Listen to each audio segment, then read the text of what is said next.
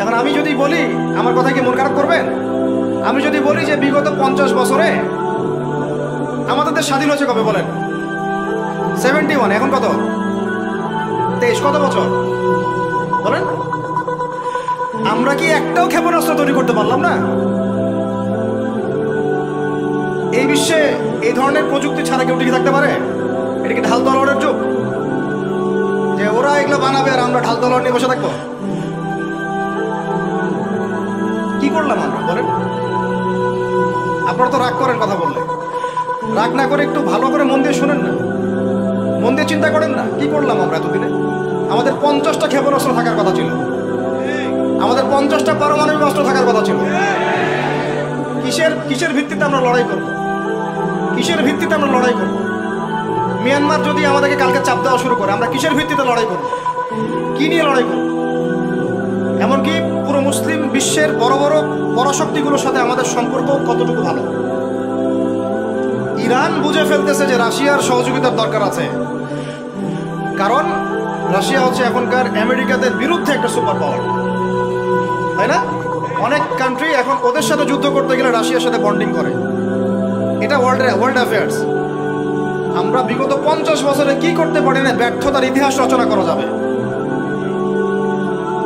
কি বলতেছেন আপনি? কি বলতে চান? এটা রচনা করা যাবে একটা ইতিহাস। পদে পদে দুর্নীতি করেছে, পদে পদে টাকা আত্মসাৎ হয়েছে, পদে পদে হক নষ্ট করা হয়েছে। এগুলো সব আমাদের সম্পদ ছিল, জনগণের ছিল। আমি কোনো পলিটিক্যাল পার্টি করি না, কখনো করিও নাই, আমার করারও কোনো শখ নাই। কিন্তু একজন জনগণ হিসেবে, সাধারণ জনগণ হিসেবে এই কথাগুলো বলছি। প্রত্যেক পদে পদে দুর্নীতি, টাকা আত্মসাৎ, সিস্টেম লস। কেন? একটা ছেলে যোগ্যতা আছে, চাকরি পাবে না কেন? ওই ছেলের যোগ্যতা আছে, কেন চাকরি পাবে না? আপনি আল্লাহর কাছে কি জবাব দিবেন? আপনারা বলেন, আপনারা আল্লাহর কাছে কি জবাব দিবেন? ওর যোগ্যতা আছে, কেন সে পেল না? কেন একটা গভর্নমেন্ট প্রতিষ্ঠানের মধ্যে পদে পদে আমাকে ফাইল ট্রান্সফার করতে হবে, সবাইকে টাকা খাওয়াতে হবে কেন? আমার তো যোগ্যতা আছে, আমি তো হকের উপর আছি। বিসিএস তো কোচিং আমিও করেছি, আমিও তো ক্যাডার হতে পারতাম। আমি কেন হতে পারলাম না? কেন চান্স দিলেন না? কেন বড় বড় পরীক্ষার প্রশ্ন ফাঁস হয়ে যাবে? কেন একজন ডক্টর যাকে আমরা আমাদের ট্যাক্সের টাকা দিয়ে আমাদের ভাইরা বেতন দিচ্ছে, ও কেন দেরি করে হসপিটালে আসবে? কেন আসবে? কে ব্যবস্থা নিবে এগুলোর এগেইনস্টে? আমরা ব্যবস্থা নিতে পারবো? আপনাকেই তো নিতে হবে। ওমর ইবনুল খাত্তাবের মতো শাসক কে হবে? আপনাকে হতে হবে, আমরা তো হব না। আর আমাদের সেই যোগ্যতাও নাই, ইচ্ছাও নাই। আমরা দায়িত্ব নিতে চাই না, দায়িত্ব ছেড়ে দিতে চাই। ইসলাম কি বলে? দায়িত্ব নিতে বলে না ইসলাম বলে যে যোগ্যকে দায়িত্ব দিয়ে দাও। কোন সাহাবী দায়িত্ব নিজেকে চেয়ে নেন নাই কখনো, বলেছেন আমাকে দেওয়ার দরকার নেই, তাকে দিয়ে দাও। আবু বকর সিদ্দিকের পর ওমর ইবনুল খাত্তাব পর্যন্ত বলছেন আমাকে দিয়েন না, প্রয়োজন আলীকে দেন, উসমানকে দেন। ওমরের মতো মানুষ এই কথা বলছেন। আর আমরা এখন কি করি ভাই? আমার চরিত্র সবচেয়ে ভালো, আমারে দেন, আমারে। খালি কিয়ামতটা হয়ে যাক, আল্লাহ পাক দাঁড় করাবেন সবগুলোকে সিরিয়ালে, দেখা যাবে কে কি জবাব দিতে পারে, দায়িত্ব কতটুকু বুঝাই দিতে পারে, এটা দেখা যাবে। কেন এটা হবে? আমার কথা রাগ করেন না প্লিজ। এখন আমাদের 50টা পারমাণবিক অস্ত্র থাকার কথা ছিল, অ্যাটলিস্ট না থাকুক 5টা তো থাকার কথা ছিল। ওরা যদি আমাকে তাক করে রাখে, আমিও তাক করে রাখতাম। বেটা তুই মানলে আমি মেরে দেবো। উত্তর কোরিয়ার মতো একটা কান্ট্রি, আমার সাবজেক্টে এইগুলা, আমরা ইউনিভার্সিটিতে এগুলোই পড়েছি। ও একটা কান্ট্রি, কতটুকু কান্ট্রি জানেন? উত্তর কোরিয়া দক্ষিণ কোরিয়া একসময় মারামারি করতো, এই মারামারি লাগিয়ে দিয়েছিল পশ্চিমারা। পরে উত্তর কোরিয়ার প্রেসিডেন্ট ওই বলা থেকে বের হয়ে যায়, বলা থেকে বের হয়ে চায়নার সাথে বন্ডিং শুরু করে, রাশিয়ার সাথে বন্ডিং শুরু করে। ওদের সাপোর্টে সে আস্তে আস্তে আস্তে নিউক্লিয়ার ডিভাইসগুলো তৈরি করা শুরু করেছে। করার পরে এখন এই মাত্র বেশি না, 20 থেকে 25 বছরে ওরা এমন একটা জায়গায় চলে গেছে, খাইতে পারুক না পারুক পারমাণবিক বোমা একদম তাক করে রেখে। পশ্চিমারা ওখানে নাক গলাতে পারে, ও নাক গলাতে পারে আমার কাছে এসে আমাকে বলে স্যাংশন দিবে, আমাকে বলে তোমাকে ভিসা নীতি বাতিল করে দিব। আমাকে বলতে পারে, ওকে বলতে পারবে না তো, কারণ ওর কাছে ওইরকম অস্ত্র আছে, দিবে একটা মায়েরা, যা বেটা আসে। ওর পার্ল হারবার আছে সামনে জাপানের ওখানে। কারণ এটা এমন একটা বিষয় যে একটা যদি সে মারে আর এও তো একটা মারতে পারে, একটা একটা বোমা পড়লে পুরো জাতি একদম মুহূর্তের মধ্যে ছাই হয়ে যাবে, ছাই হয়ে যাবে, ছাই। এই জন্য এটা যুদ্ধ এত সহজে কেউ যেতে যাবে না। এটা হচ্ছে একটা মনস্তাত্ত্বিক শক্তি যে আমার কাছে আছে, তুই মারলে কিন্তু আমি মারতে পারি। এই মনস্তাত্ত্বিক শক্তিটাই দরকার ছিল, এখন নাই। আর ভাই এগুলো আমাদেরও তো অনেক দোষ, সব কিছু তো আমরা মানুষের উপর চাপাই দিয়ে বসে থাকি।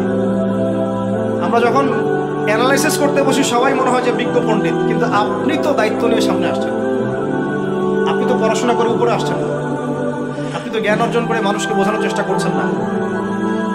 আমরা তো আমাদের দায়িত্ব পালন করছি না, করছি কি? আল্লাহ পাক আমাদের সবাইকে বিচক্ষণ হওয়ার তৌফিক দান করেন। কয়টা সায়েন্টিস্ট তৈরি হয়েছে আমাদের, বলেন কয়টা সায়েন্টিস্ট তৈরি হয়েছে আমাদের জাতির মধ্যে? নাস্তিক তো ভুরি ভুরি তৈরি হচ্ছে। কয়টা সায়েন্টিস্ট তৈরি হয়েছে আমাদের ইউনিভার্সিটিগুলোর মধ্যে? কয়জন অর্থনীতিবিদ তৈরি হয়েছে ইউনিভার্সিটিগুলোর মধ্যে? আমিও তো পড়েছি ইউনিভার্সিটি।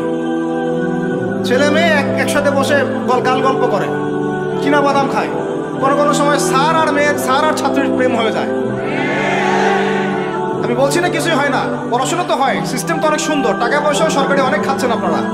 কিন্তু এখন কথা হচ্ছে গভর্নমেন্টের যে এত টাকা পয়সা খাচ্ছেন, রেজাল্টটা কি দিচ্ছেন? কি জাতি উপহার দিচ্ছেন আপনারা? কোন প্রজন্ম উপহার দিচ্ছেন? এগুলো কি গভর্নমেন্ট টাকা আপনারা কি মনে করেন? এই ট্যাক্সের টাকাকে কি মনে করেন? এগুলো মানুষের আমানত, রক্ত ঘাম করা পয়সা। আপনাকে বেতন দেওয়া হচ্ছে, আপনাকে ফ্ল্যাট দেওয়া হচ্ছে, আপনাকে গাড়ি দেওয়া হচ্ছে, ওগুলোর দিকে তো চোখ দেন না। আমরা একটা এক্স করোলা গাড়িতে চললেই একদম নজরদারির মধ্যে চলে আসি। গাড়ি কোত্থেকে আসলো? আমার গাড়ির দাম তো 6 লাখ টাকা না 7 লাখ টাকা, আপনার গাড়ির দাম তো 50 লাখ টাকা। আর এইগুলো আমাদেরকে মানুষ ভালোবেসে হাতিয়ে দিয়েছে। আপনাকে ভালোবেসে না দিলে আমি কি করতে পারি? আমার কিছু করার আছে? মূল জায়গাগুলো তো আমরা দেখি না। সব সমস্যা ইসলামকে নিয়ে চুলকানি নাকি? খালি ইসলামকে নিয়ে চুলকানি হয়? মূল জায়গায় আসেন। আমি বলেছি, চ্যালেঞ্জ করেছি, একটা মাঠের মধ্যে আপনি সমস্ত সেকুলার মহলের টিচারদেরকে একত্রিত করেন, আপনি উদ্যোগ নিয়ে করেন দেখি, করে সবার কোরআন তেলাওয়াত টেস্ট করেন। আমি চ্যালেঞ্জ করতেছি 10% কোরআন তেলাওয়াত ঠিক থাকবে না। তাদের হাতে আপনি একটা জাতি করতেছেন, তাহলে শিক্ষা তো এই অবস্থা হবেই। ব্যাংলাভ তো আপনাকে শিখাবে, আর কি শিখাবে? ইসলাম এবং জেনারেল শিক্ষা, ইসলামী শিক্ষা, এইটাকে সমন্বয় করাটা এখন সময়ের দাবি হয়ে গেছে। এই দুটাকে সমন্বয় না করতে পারলে আল্লাহর কসম এই জাতিকে বাঁচাতে পারবেন না আপনি। এখন টিকটক দেখতেছেন, সামনে কোন টক আসবে আল্লাহ ভালো জানে, আল্লাহ ভালো জানে। এখানে আপনার ঘরেও তো দেখবেন যে একটা অপদার্থ পয়দা হয়ে গেল। কত এরকম ছেলে তার বাবা মাকে বৃদ্ধাশ্রমে পাঠিয়ে দিল, সন্তানের হাতে মা খুন হলো। এই তো কয়েকদিন আগে এক পুলিশ অফিসার খুন হয়েছিল এক সন্তানের হাতে, মনে নাই আপনাদের এগুলা? তাহলে আমরাই তো আমাদের ঘরে সাপ তৈরি করতেছি। ভাববেন না যে এগুলোর ফলে শুধু সমাজে একটা প্রভাব বিস্তার হবে, আমার ঘরে কিছু হবে না, কখনো না। আমিও এফেক্টেড হব, আমার ঘরেও আসবে। এখন আল্লাহ রাব্বুল আলামিনের কাছে খালি দোয়া করতে পারি আমরা, আল্লাহ পাক যেন আমাদেরকে এমন যোগ্য ব্যক্তি উপহার দেন আল্লাহর পক্ষ থেকে। যেই হোক সে XYZ, হুএভার হি ইজ, আমরা কোনো দলের মানুষ না, কোনো পলিটিক্যাল পার্সন, XYZ যে হোক না কেন, আমরা চাই সৎ, যোগ্য, ইমানদার মানুষ, সৎ, যোগ্য, ইমানদার মানুষ, যারা তাদের এই ক্ষমতাটাকে, এই প্রতিভাটাকে দিনের জন্য কাজে লাগাবে। এরকম মানুষ চান না আপনারা? দোয়া করতে হয় আল্লাহ যেন কবুল করে না। আমিন। আর আমাদেরকেও হতে হবে আনুগত্যশীল, এবং আমরা শান্তিপূর্ণ কোনো পরিবেশের মধ্যে বিদ্রোহ করতে যাব, কারণ এগুলো করলে রাষ্ট্রের আরো ক্ষতি হয়, উপকার হচ্ছে কি হয়, ক্ষতি বেশি হয়। আমরা দোয়া করব, চেষ্টা চালাবো, আল্লাহ রাব্বুল আলামিনের কাছে মুজাহাদা চালিয়ে যাব, এবং আমরা গঠনমূলক সমালোচনার মধ্য দিয়ে আমরা তাদের কাজের পজিটিভ নেগেটিভ বিষয়গুলো উপস্থাপন করব। এরপর যদি তারা দাওয়াত কবুল না করে, তাদের কবর তাদের, আপনার আমার কবর আমার, লাকুম দীনুকুম ওয়ালিয়া দিন। ব্যাস, এটা আমাদের দায়িত্ব। এখন আমার কথাটা আমি গুছিয়ে নিব, কনক্লুশনের দিকে একটু আমার দিকে মনোযোগ দেব। আর শেষে গিয়ে আমি আপনাদেরকে 5টা প্রশ্ন করবো। কয়টা ভাই? সেরা 5 জন, যে 5 জন অ্যান্সার দিতে পারবেন তাদের জন্য আমি হাদিয়া নিয়ে আসছি। 5টা বই আমি আমার পক্ষ থেকে উপহার দেবো, ঠিক আছে? এই যে লেকচারটা দিয়েছি এর উপরেই 5টা প্রশ্ন হবে, চাল দেখবো কে কতটুকু লেকচার শুনেছে। কনক্লুশনটা এখন শোনেন। পুরো বিশ্বের প্রেক্ষাপটটা এখন আমাদের অনুকূলে না। আমার সাথে বলেন তো, কি বললাম? পুরো বিশ্বের প্রেক্ষাপটটা আমাদের অনুকূলে না। বিশ্বের বড় বড় সেক্টরগুলো মনে রাখবেন, বড় বড় সেক্টরগুলো হচ্ছে 1 রাজনীতি, 2 ভূ রাজনীতি, 3 অর্থনীতি, 4 সংস্কৃতি, 5 শিক্ষা এবং 6 প্রযুক্তি। কটা বললাম? এই প্রতিটা বিষয়ে এখন আমরা নিয়ন্ত্রণ করি না, এটাই বাস্তব, এটাই সত্য। কারা নিয়ন্ত্রণ করে? ইসলামের দুশমনরা। ইসলামের দুশমনরা, এবং দুশমন বলতে সব ইহুদি সব খ্রিস্টান না। মনে করবেন না যে হিন্দু ভাই ইসলামের দুশমন, না, সবাই ইসলামের দুশমন না। তাদের মধ্যে অনেক ভালো মানুষ আছে, ইহুদিদের মধ্যেও কিছু ভালো মানুষ আছে। একজন ইহুদি সকালবেলা এসে উহুদের যুদ্ধ করেছিল, একটা সেজদাও দেয় নাই, বেচারা শহীদ হয়ে জান্নাতে চলে গেছে। ইহুদিদের মধ্যে আব্দুল্লাহ বিন সালামের মতো বড় আলেম ছিলেন। সব ইহুদি না, আর সব খ্রিস্টান না। খ্রিস্টানদের মধ্যে বাদশা নাজাশির মতো মানুষ ছিলেন, মুসলমানদেরকে আশ্রয় দিয়েছেন। তাহলে কারা সমস্যা? জায়নিস্টরা। কারা? ইহুদি খ্রিস্টানদের মধ্যে একটা দল আছে, একটা ইউনিটি আছে, বন্ডিং আছে, এটাকে আমরা অ্যালায়েন্স বলি। এটা হচ্ছে জায়নিস্ট মুভমেন্ট, জায়নবাদী। এটা নিয়ে একটা বই আছে, অনেক বই আছে, ইউনিভার্সিটিতে অনেক বই পড়ানো হয়। এখন একটা বই ভালো চলছে, দ্য সিক্রেটস অফ জায়নিজম।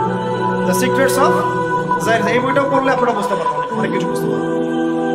তো হেনরি ফোর্ডের লেখা, উনি আগে জায়নি ছিলেন, পরে বের হয়ে আসছেন, তওবা করে ফিরে আসছে আর কি।